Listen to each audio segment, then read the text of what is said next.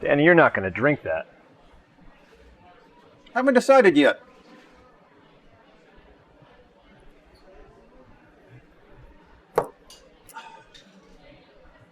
How many of those you have? None like this one. Got a bunch of 6-month coins. A couple 1-year coins. 3 years. It took me 3 years to get this one.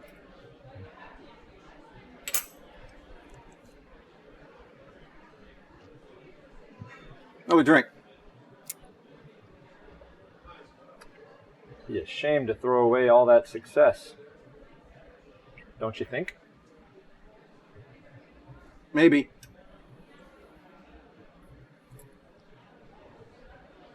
You know, it was supposed to be a normal Valentine's Day.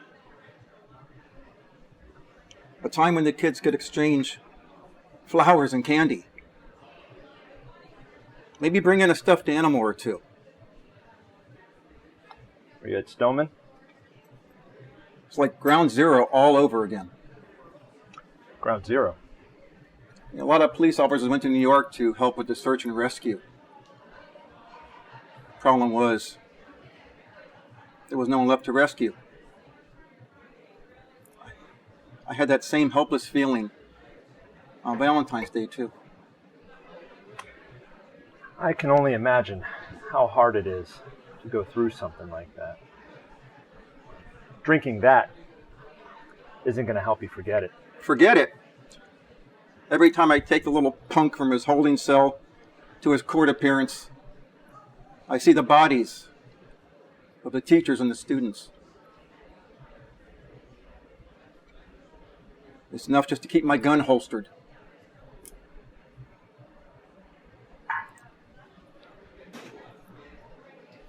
I'm gonna go out of town for a few days. Getting an early start on your retirement? Retirement? Is that what they're calling it? Another drink. Danny, I don't want to be a part of this. Go home, please. I can't go home. Give me that drink, please.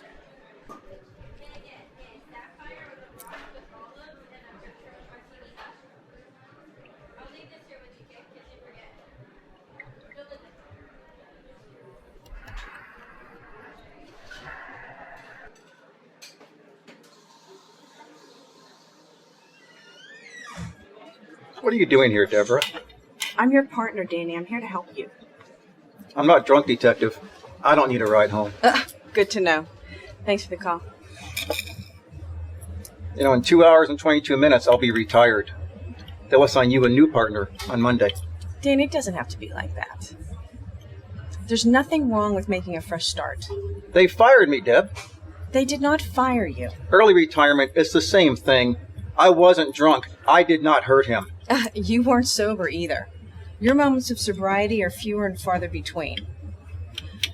You put a gun to the head of your prisoner, and you weren't drinking. I smelled it. We all did. It was a drink to remember an old friend. That Marine that you served with in Iraq? Did I ever tell you how I ended up in the military? No. I was a real screw-up as a kid. Major issues with authority, especially my old man. Some things never change. When I was 17, friends and I got popped for stealing a car. I didn't steal it, but I did nothing to stop them. I was with an older crowd. They were into some bad stuff. My dad, he had a friend who was a judge. He dropped the charges in exchange for my service in the military. It's like getting a second chance. And the rest is history. God, I thought I was a badass till I got over there. I was terrified. But not Michael. He wasn't afraid of anything. He took me under his wings and he showed me the ropes. Drinking's the only way I can still see his eyes. His eyes? The look in his eyes as he was dying. He wasn't afraid. I was envious. Envious of what? Of the peace that he found. Of the faith that he had. Danny, we talked about this. That was not your fault. Should have been me. I was on point, but I had to take a piss. It should have been me. It was his time. Being on point was just coincidental. It was his time. Got a flight out tomorrow. Gonna see the farm that he always talked about. Maybe meet his parents or his family. I know how he died. I want to see how he lived. Does his family even know you're coming? No, I called and the phone was disconnected. It's been over 20 years. They may not even live there anymore. It's a small town, big family, well known in the community. I'm sure once I get there, someone could point me in a direction. You know, Michael once told me, you never get lost. It's a place everyone knows where you belong. You sure the timing is right? I mean, your impending retirement, your situation with you and Aaron. I mean, it's been 19 years, and you and Aaron finally have an empty nest. Maybe it makes sense to wait. Sense? You know what doesn't make sense? Well, his people didn't make it back from Marjorie Stoneman on the 14th. Or why I did and Michael didn't. You know, it's like time stood still in those 6 minutes before he died. I've replayed it in my head over and over 100 times. It always ends the same way. Because it's in the past. It's always going to end the same way. Nothing will change. Maybe it's time to open a new door. I'm afraid, Deb. Afraid of what? Throwing away 3 years of sobriety down the toilet? Do you ever wonder how our lives would be different if you stayed with me that night? That's an old door. I thought we were talking about new ones. We could have been great together. It would have destroyed us eventually. I've never cared for someone the way I care for you. We would have been over before the mystery was. I mean, we were both married. You're not married anymore. And Aaron hasn't loved me for years. I think Aaron still loves you. You're different when you drink. She just doesn't know where you draw the battle line. And your fireman? Where's he drawing his lines? Well, we have a good relationship. There's no commitments, no demands. It's not long term, though. Why not? Well, Eric's just not the marrying kind. I mean, the sex is good. But why would I get out if I didn't have to? It would be a good reason for you. What's that supposed to mean? Never mind. Don't you think you deserve something better in a relationship than just good sex? Someone to come home to and have a chocolate milkshake with big whipped cream on top. For no special reason at all. Maybe a kid or two. Of course I do. That kind of relationship needs energy and time, and you have to struggle to keep it together. And I just don't have it in me. I'm empty, you know? I know. Go back to therapy. It was helping you. Come on, I'll drive you home. I'm going to miss riding with you, Deb. My retirement is not so far away. And just because we're not riding together doesn't mean that we're not going to be in each other's lives. You have to be more careful, Eric. His appointment with the shrink was over an hour ago. He'll be home any minute. You're the only man I know that wears a Rolex watch. Sometimes I think you want them to find out about us. His flight out tomorrow is early. I'll drop the watch off at the firehouse.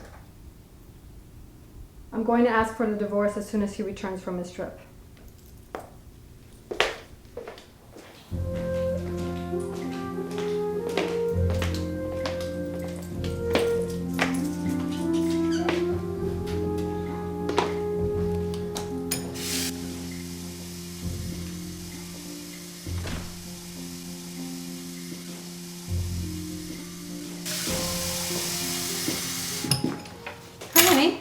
Everything go okay with Dr. Glass? It's good you're seeing her again.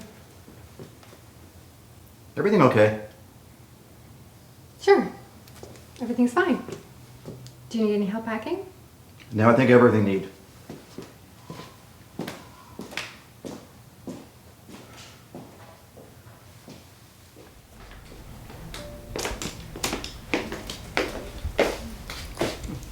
Sure, you want me to come along? Might be fun. I've never been to a ranch before. You'd be bored within an hour of landing. I do love you, Aaron. I always have. And I'm sorry. Sorry? You don't have anything to be sorry for, Danny. You're an amazing father, a decorated cop, I should have been a better husband. If I could do it over again, I would. Danny, you've done your best. I've never doubted that. And I've always known that you loved me. Always. Maybe things could be different when I get back. Have a safe trip.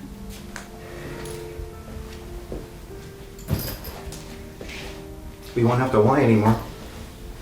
Lie. Me about my drinking and you about who you're talking to.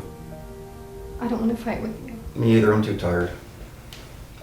I don't know if divorce is the answer for us or not. But when I get back, we have to decide if our doors are opening or closing.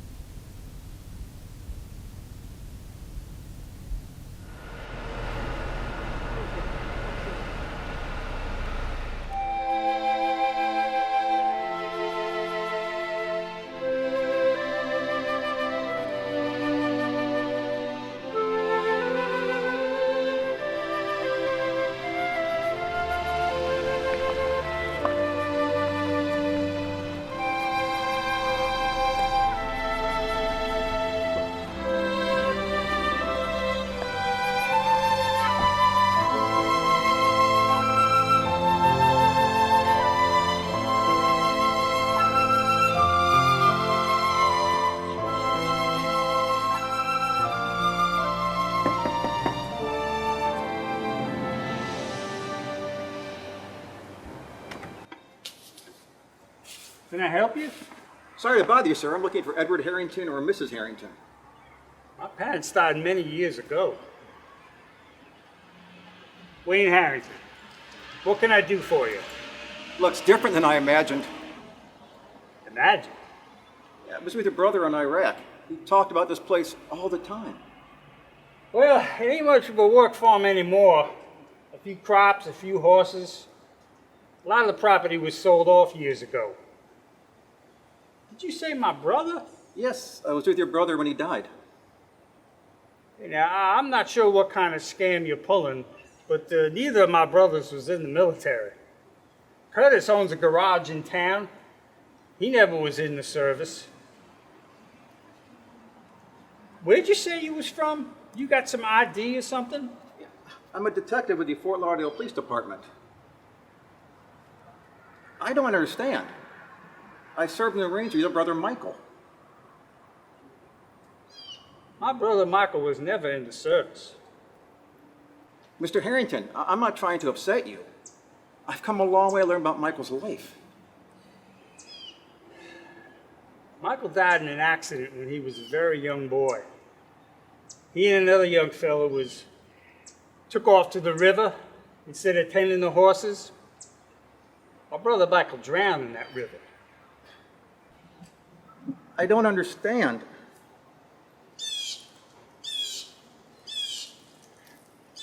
That's not Michael.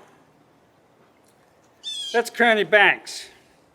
His grandfather was a foreman here on our ranch. He and Michael were like brothers. He took Michael's death very hard. Why would he pretend to be your brother? I don't understand. Connie, he was an unusual boy. He was always making up stories. His mom was a drug addict, in and out of rehabs. Don't know who the father was. He took off soon after his grandfather passed away, and we never heard from him again. That doesn't explain why he would steal your brother's identity and pretend to be Michael. Connie didn't have many friends. He and Michael used to tell everyone that they was twins. I think half the town believed them. And over the years, the lines got a little blurry. Kearney saw himself as the second chance at life that Michael never got. Is there anyone in town who might remember him? Anybody I could speak with? I don't think there's anyone in the Banks family left. Maybe that's why it was easier for him to pretend he was part of our family. Made being alone a lot easier. I don't want to reopen any old wounds. Michael, Kearney, whoever he was my best friend. And when he died, a piece of me died with him. Taking the last 20 years and trying to find the answers about his death at the bottom of a bottle. Danny, I don't know what kind of answers you're looking for. We took Michael's death very hard, and our family wasn't the same after he passed. How did Kenny die? He died in my arms, seconds after being shot. He used to talk about his family all the time, especially after he first arrived there. Most nights in the darkness of the desert, it was his stories that kept us all from going crazy. He talked about us? In such detail, I felt like I knew you. He wasn't like the rest of us. We seldom spoke words of home, didn't want to tempt fate. He didn't care about superstitious tales. Sometimes he couldn't get his stories out quickly enough. What I remember most after he died was the lonely nights without his stories of home. You talked about us, huh? Well, it was probably easy for him. Connor was like family. He probably said those stories like he was using Michael's words. Whoever he was to you, just know he was my friend. And when he died, a piece of me died with him. Any thoughts to where he's buried? Well, there's a family plot over the hill.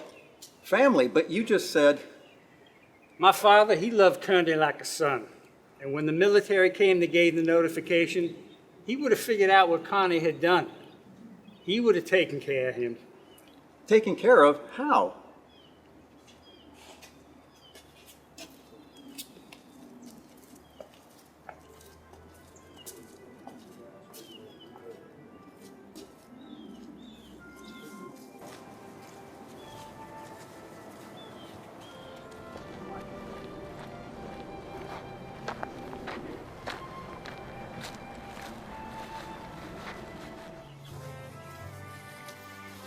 This is where he's buried.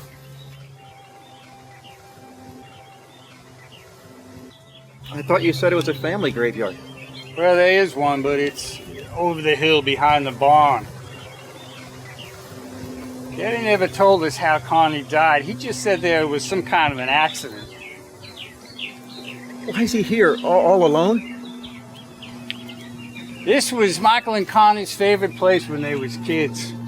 They had a big old tree house up there. And even after Michael died, Connie used to come here by himself. And this seemed to be a fitting place to bury him. Did Connie suffer? We were on patrol. He was on point when he was shot by a sniper. It happened so quickly, I don't think he knew what had happened. He died in my arms. Danny, now what aren't you telling me? I've always wanted those 6 minutes back. What do you mean? It was customary during battle to wait out the sandstorms. Neither side fought much. Just bunkered down and waited. Waited for what?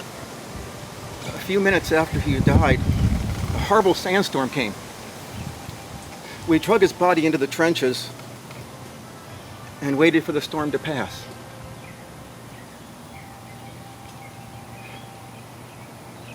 Neither side fought much. Not when the sand was blowing.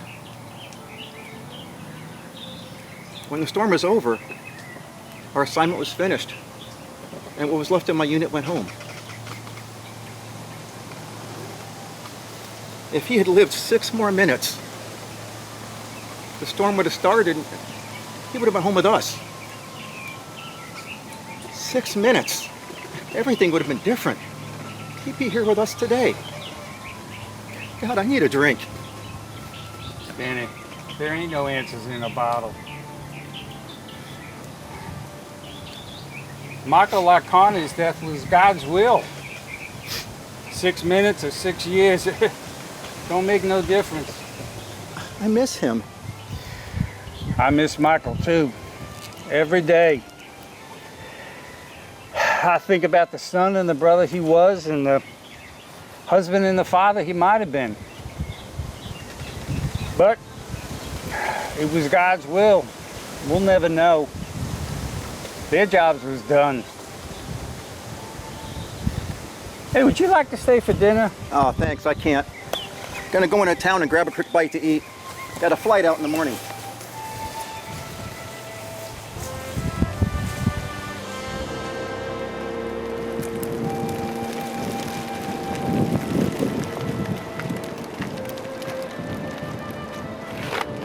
It was nice meeting you and seeing where he lived.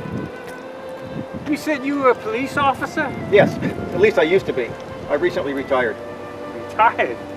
You look like a man who's still got some fight in you, son. Fight? For what? This town, it's been without a sheriff for about a year. Might be a good opportunity for someone looking for answers. The bank's house is just over there. That house has been empty for about a year. Anytime you're looking for answers or want to plan a new strategy, you come back. It's a small town. You can be whoever you want to be, and no one will question you. Thank you. I'll keep that in mind.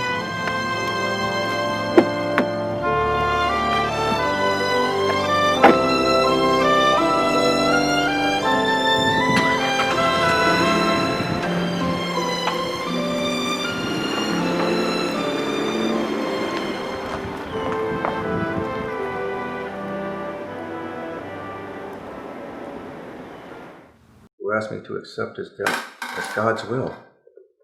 I'm not going to see Eric anymore. I'm sorry,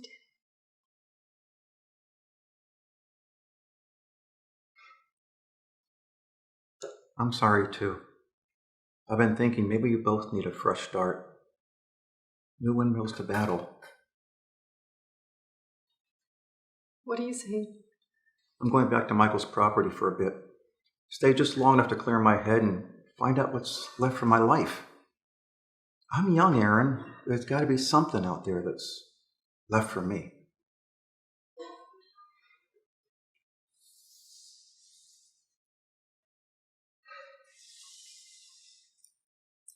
I won't contest any settlement you propose. I'm just tired. You can draw the line wherever you think you have to. I just want out. You can't be serious. We've been married for almost 20 years, Danny. We've had a good life together. We're nothing more than roommates, and since the boys moved out to college, we're barely even that. Danny, please. Let's go someplace and try and work this out.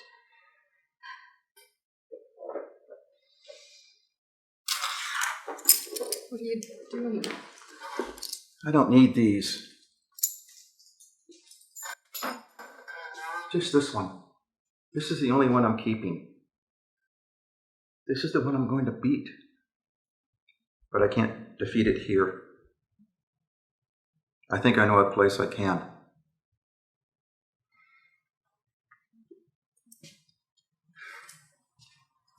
I'm sorry I hurt you, Aaron. But I've seen death too many times. And I see it in your eyes every time I fall off the wagon.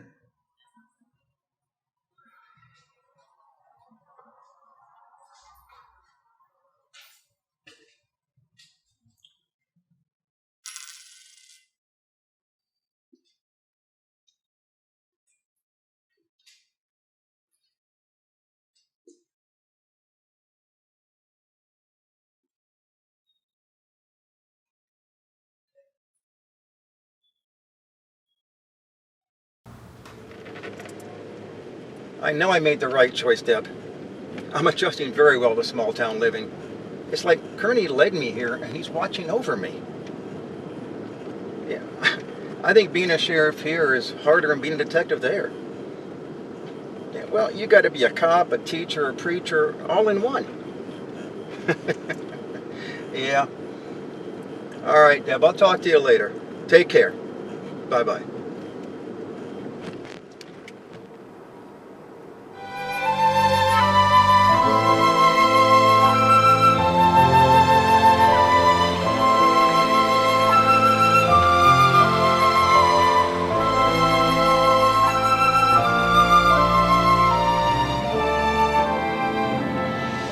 Hi. God, I've missed you. Got room in here for one more old dried up detective? I think I can find some room for you. Good. Come here, I gotta show you something.